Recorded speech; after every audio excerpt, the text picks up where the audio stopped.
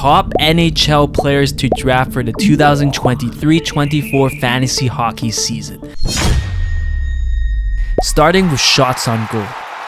This is probably one of the easiest fantasy categories to find good to elite hockey players in. And as history shows, players that finish near the top for shots on goal are usually top 40 overall fantasy players in most standard leagues as well.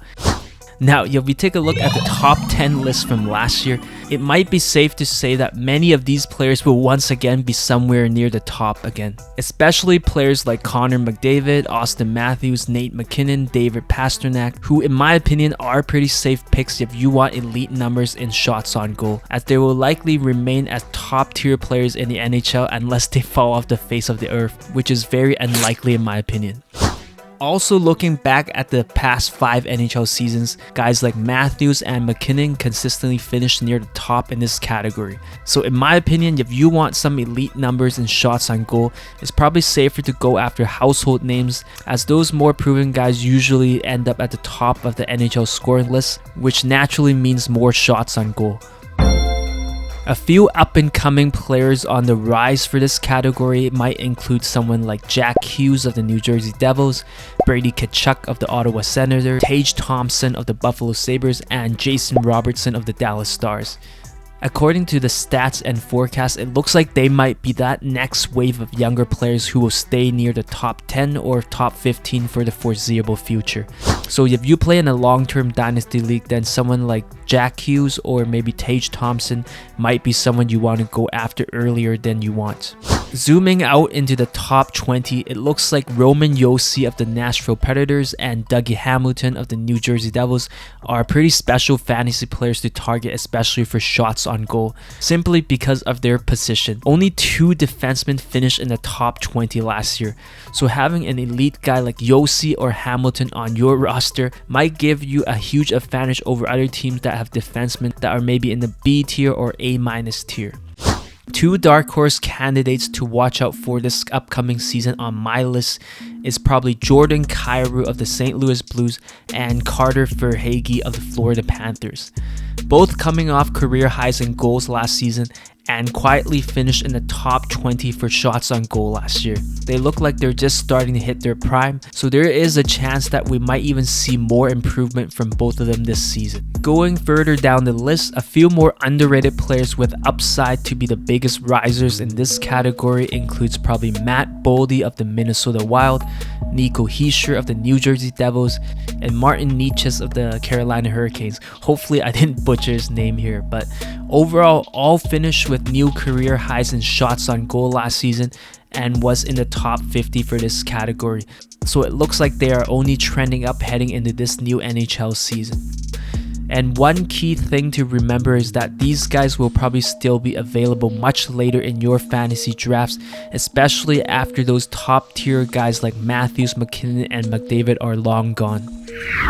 If you want to mop the floor with every single other fantasy team in your league and annihilate everyone badly every single week, all you have to do is just subscribe. Trust me and do it within the next 3 seconds.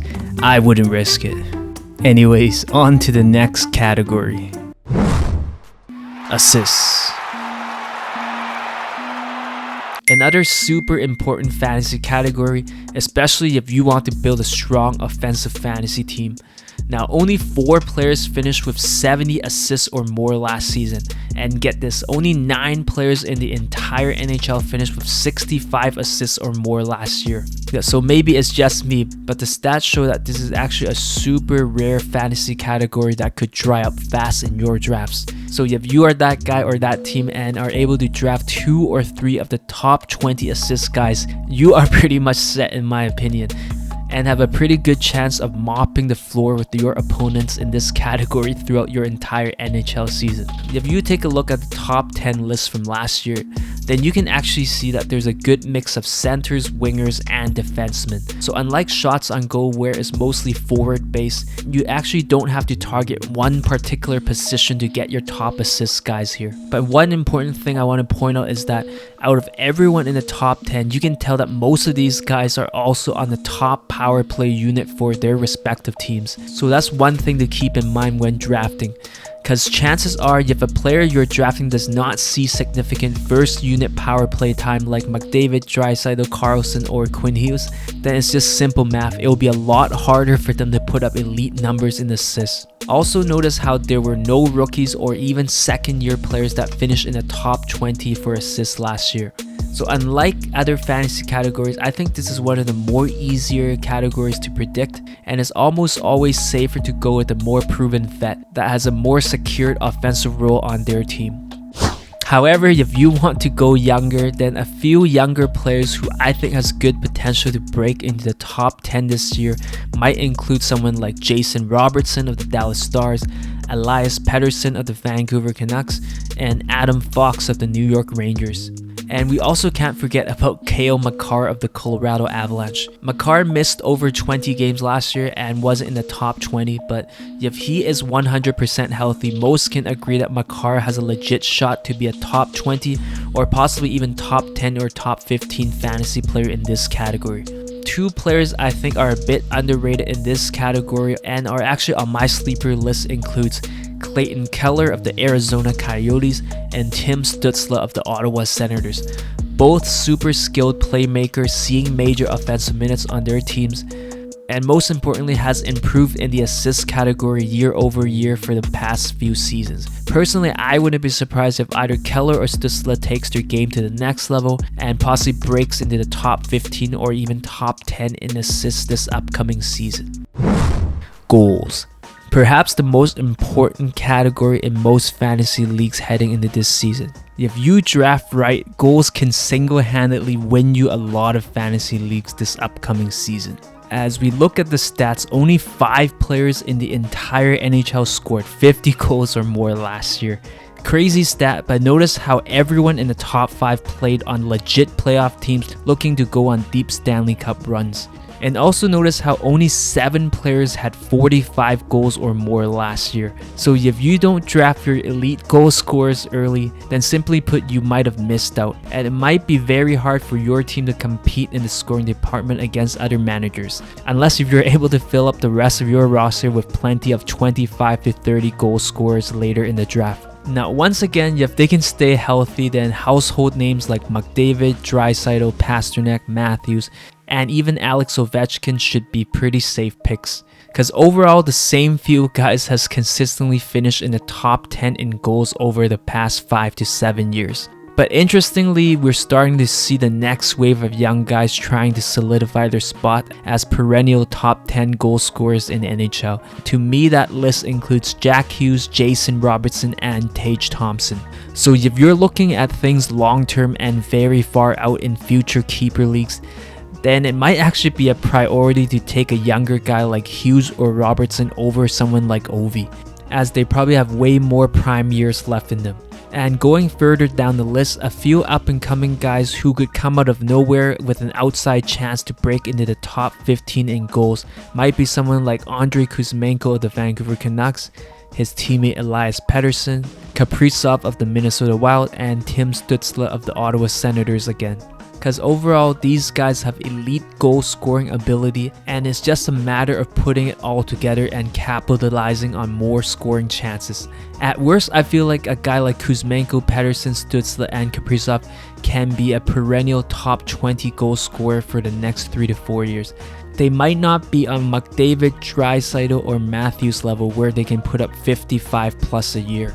But overall, it seems like these guys are at least A tier for the next few years, and can help your team be very good or excellent in the goal scoring department.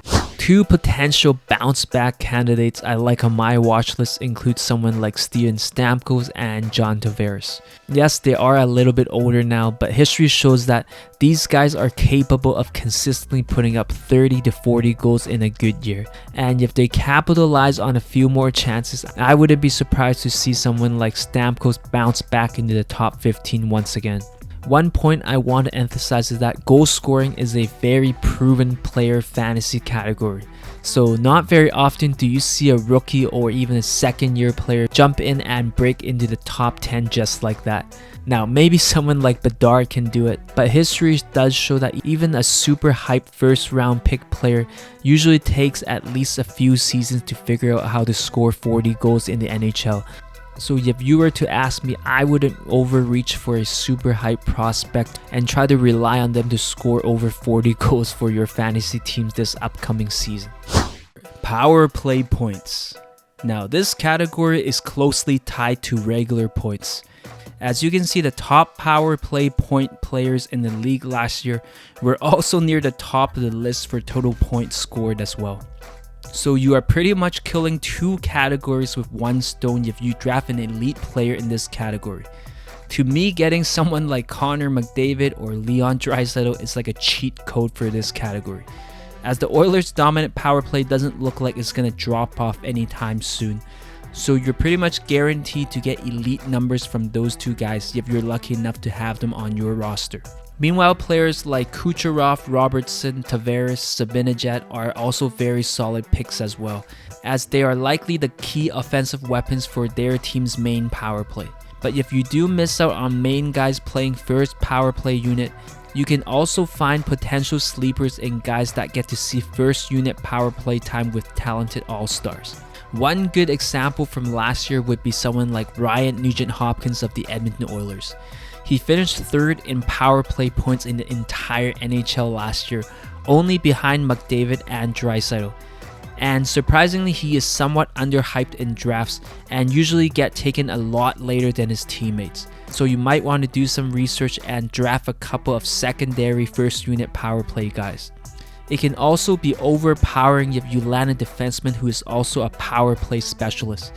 For example, someone like Quinn Hughes of the Canucks, Miro Heiskanen of the Dallas Stars, Cale Makar of the Avalanche, or Rasmus Dahlin of the Buffalo Sabres, because elite offensive defensemen are quite rare in fantasy hockey.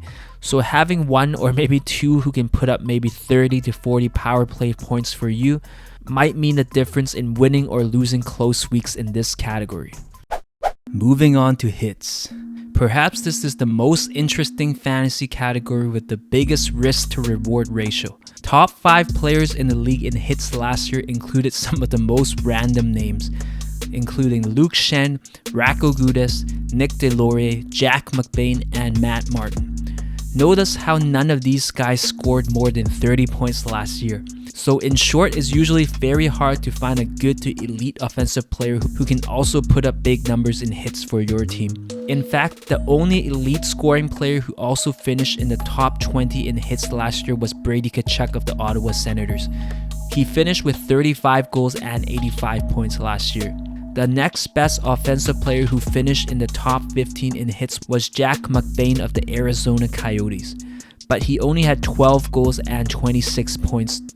So I'm not sure if I have the perfect answer, but I'll say this: someone like Tkachuk is a very rare fantasy hockey player, and on many teams I think he's definitely worth keeping in most standard leagues over other 30 to 35 goal scorers who doesn't hit as much.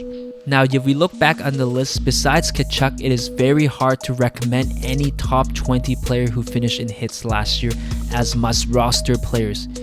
I'm not gonna lie, but most top hitting guys are pretty one-dimensional when it comes to fantasy hockey. So if you want to be competitive in the hits category and don't want to be stuck with too many one-dimensional players, then my advice would be to try to at least find a guy who can contribute above to average numbers in one other fantasy category. Otherwise, you are almost just wasting a roster spot for a guy for only one category and putting your team in a huge disadvantage in the other 6 or 7 major fantasy categories. Do you agree with everything I said in this video? Let me know in the comments below. And if you want to watch more of my crappy videos, then subscribe.